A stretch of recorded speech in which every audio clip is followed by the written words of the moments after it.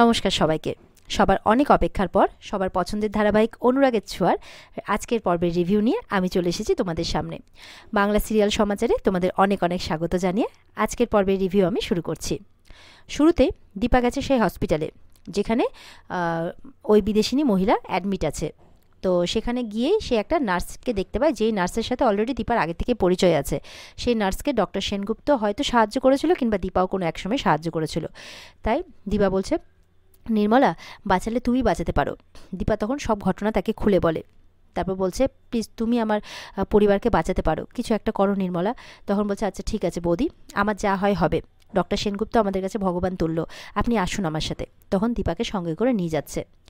এদিকে কোর্টের মধ্যে রূপা কিন্তু তার মাকে উল্টোপাল্টা কথা বলা হচ্ছে, খুনি বলা হচ্ছে, তার বোনের এই অবস্থায় সব সিচুয়েশনকে মনে করে কিন্তু কাঁদছে। সেদিন রূপার সাথে যা যা অসভ্যতামি করার চেষ্টা করেছিল সবটা মনে পড়ছে রূপার। আর এদিকে কৃষ্ণ ওকে সামলাচ্ছে, কাউকে বলতেও পারছে না রূপা, কারণ বললে কেউ বিশ্বাসও করছে না। ওদিকে দেখা যাচ্ছে সূর্য তার মেয়ের জন্য চিন্তা করছে, বলছে ও ইনোসেন্ট, ওকে বাঁচাতেই হবে। ওর পুরো পরিবারও আছে। রূপা এখন তার বাবার কাছে যাচ্ছে। উর্মি তখন কি করে, হাত ধরে টেনে সরিয়ে দেয় আর বলে একদম না, বলে নিজে সূর্যের কাছে চলে যায়। এদিকে তো রূপা কাঁদতে থাকে। তখন কুন্তলা আসে রূপার কাছে, রূপাকে বলছে খুব গিল্টি হচ্ছে বোধহয় যে মাকে সবাই খুনি খুনি বলছে। কৃষ্ণ বলছে, আপনি যেচে কেন গায়ে পড়ছেন? বলে, তোমাদের মাথায় একদম বুদ্ধি নেই, বিপদে মাথা ঠান্ডা রাখতে হয়। কৃষ্ণ বলছে, আমি হাত জোর করে আপনাকে বলছি, আপনি যান এখান থেকে। তখন কৃষ্ণকে বলছে রূপা, ওনার কাছে কিছু চেয়েও না কৃষ্ণ, কোনো লাভ হবে না, তুমি মানুষ নাকি? বলে, ও আচ্ছা বুঝলাম, কিন্তু এখন বলো তো তোমার মা কোথায়? উনি কি পালিয়ে টালিয়ে গেলেন নাকি? বলছে, ভয় পেয়ে গেছে নাকি যে তাকে এবার ধরা হবে? রূপা বলছে, ধরা হবে? কিসের ধরা হবে? রুটি তো বেঁচে আছে, তো কিসের খুন কিসের খুনি, কতবার বিচার হবে শুনি?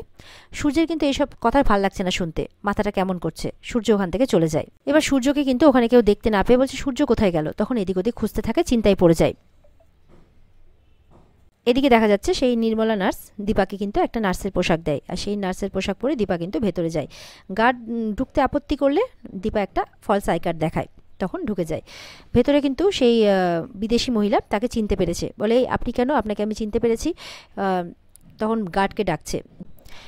দীপা তখন তার হাত ধরে তাকে রিকোয়েস্ট করছে, আপনি কি মা? বলে হ্যাঁ। বলে প্লিজ, উনি বলছেন ওনার টুইন্স ডটার। বলে আমারও। প্লিজ, আপনি তো আমার মেয়েকে নোটিস করেছেন যে সে বিধবার পোশাকে থাকে। বলে হ্যাঁ। বলে প্লিজ আপনি আমার মেয়েকে বাঁচান, সে তো আপনাকে মারেনি, বলুন, ইচ্ছে করে তো মারেনি। বলছে, আমার মেয়ে আপনাকে রুডি ভেবে যেই ভুল করেছে, সেই রুডি হলো আমার মেয়ের হাজবেন্ড। তখন রুডি তার উপরে যা যা অত্যাচার করেছে সবটা তাকে খুলে বলছে। এদিকে সূর্যকে খুঁজে পাচ্ছে না দেখে খুব চিন্তা করছে। সূর্যের বাবা বলছে আবার খুঁজতে যাও। কুন্তলা বলছে, আমাদেরকে কিন্তু ভেতরে ঢুকতেই হবে, ওরা যাচ্ছে যাক, কিন্তু আপনি মেশো উর্মি আপনারা চলুন। এই বলে কুন্তলা ভেতরে চলে যায়। এদিকে অবিনাশ চিন্তা করছে, দীপা সূর্য এরা গেল কোথায়? আমাদেরকে তো ভেতরেও যেতে হবে। রূপা বলছে, সবাই বাবাকেই খুঁজছে, মাকে তো কেউ খুঁজছেই না। কৃষ্ণ বলছে মনে মনে যে আমার খুঁজতে যাওয়া উচিত, কিন্তু রূপার যা মানসিক অবস্থা, আমার যাওয়াটা তো ঠিক হবে না।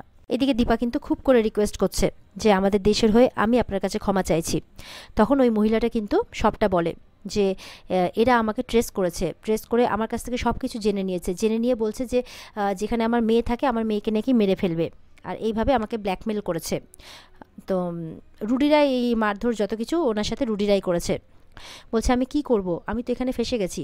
বলছে আমি আপনাকে কথা দিচ্ছি, দীপা বলছে, আমি প্রমিস করছি আপনাকে আমি দেশে ফেরাবো। দরকার পড়লে আমার টাকা পয়সা সব সম্পত্তি আমি আপনাকে দিয়ে দেবো, দরকার পড়লে অন্য দেশে থাকার আপনার ব্যবস্থা করে দেবো, কিন্তু প্লিজ আমার মেয়েটাকে সেভ করুন। ও যদি একদিনের জন্য জেলে যায়, ওর মানসিক অবস্থা আমি ফেরাতে পারবো না, আর যদি একেবারের জন্য জেলে যায় তাহলে ওকে আর আমি কোনোদিনও ফিরে পাবো না। তখন উনি বলছেন যে ঠিক আছে, আমিও একজন মা, আমি বুঝি, আমি এত কিছু জানতাম না, ঠিক আছে আমি আপনাকে সাহায্য করব, তাই বলছে। উনি বলছেন কিন্তু আমি তো ঠিক করে হাঁটতেও পাচ্ছি না। দীপা তখন হুইল চেয়ারে বসিয়ে নিয়ে যাচ্ছে। এবার তো বাইরে সেই পুলিশ গার্ড বাধা দিচ্ছে। এবার ডেসপারেটলি বলছে, কী ব্যাপার, আটকালেন কেন? বলে এইভাবে তো পেশেন্ট নিয়ে বাইরে। তখন উনি বলছেন যে আমার স্ক্যান আছে।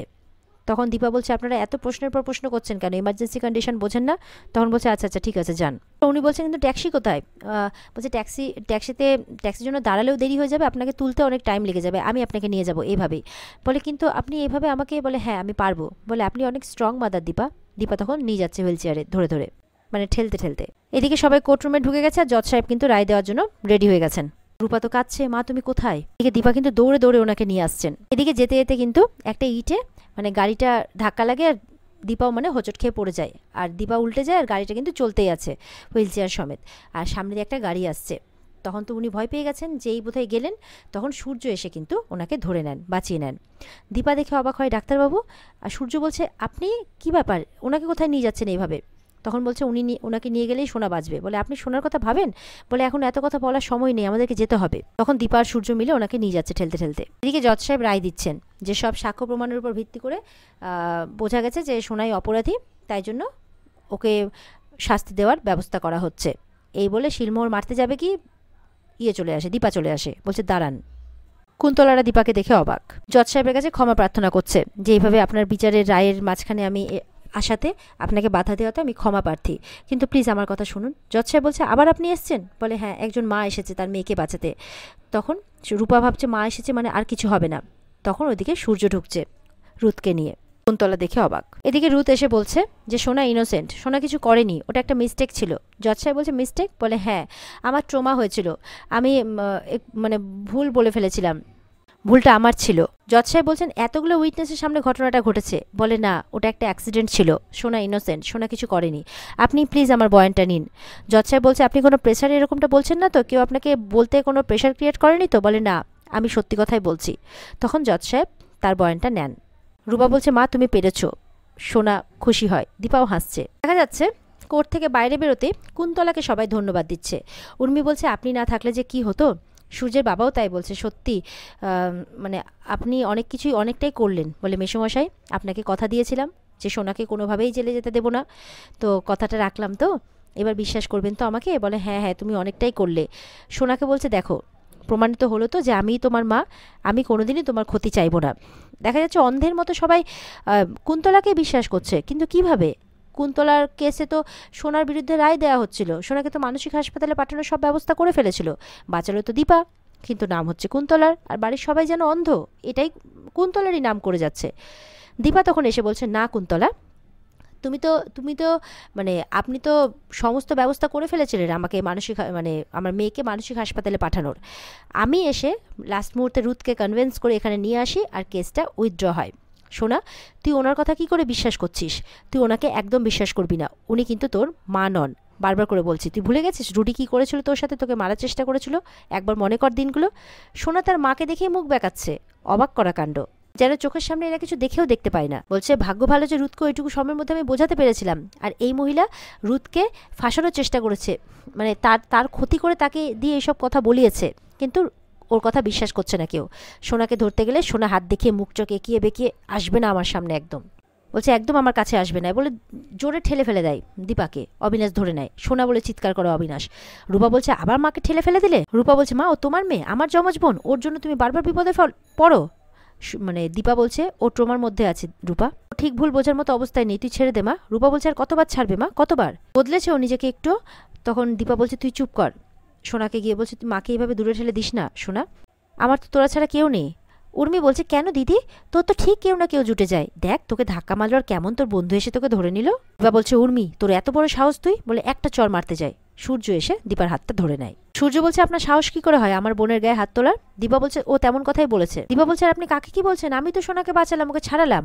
সোনা বলছে খালি আমি আমি আমি, আর কিচ্ছু জানো না, না শুধু নিজের নাম কিনতে চাও। কেমন মানে কেমন করে পারে, চোখের সামনে ঘটেও। বলছে সবকিছুর মধ্যে যে আমার জীবনটা শেষ হয়ে যাচ্ছিল এটা বুঝতে পারছিলে না? বানিয়ে বানিয়ে বলে দিলে যে রুডি বেঁচে আছে। বলে হ্যাঁ রুডি বেঁচে আছে, আমি বলছি তোকে রুডি বেঁচে আছে। দীপার কথা শুনে সবাই অবাক হয়, আর এখানে আজকের পর্ব শেষ হয়ে যায়। তো বন্ধুরা, এই ছিল আজকের পর্বের রিভিউ। ভালো লেগে থাকলে পর্বকে লাইক কমেন্ট করে জানাতে ভুলবে না, আর আমাদের সাথে জুড়তে চ্যানেলকে সাবস্ক্রাইব করতেও ভুলবে না। দেখা হচ্ছে তোমাদের সাথে আগামীকালকে। পর্বের বিস্তারিত দেখতে স্টার জলসার পর্দায় চোখ রাখবে। টাটা।